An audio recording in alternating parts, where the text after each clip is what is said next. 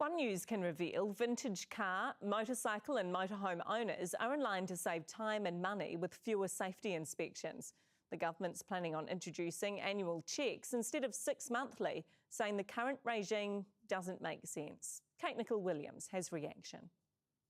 Vintage car owners showing off their pride and joy in Upper Hutt and Auckland today.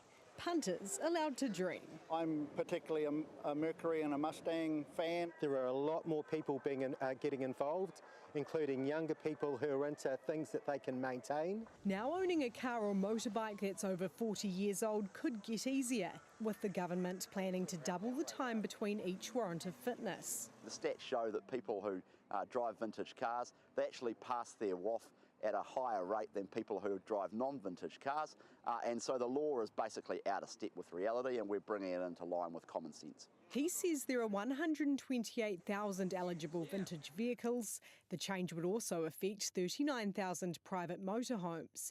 Checks set to be required annually instead of every 6 months. It's never made sense because these vehicles do a fraction of the mileage of normal vehicles.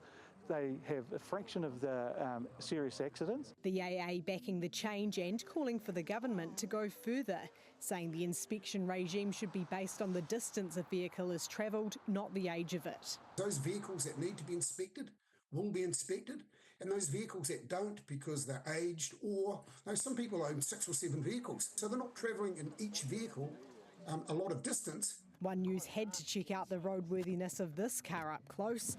So what are we looking at?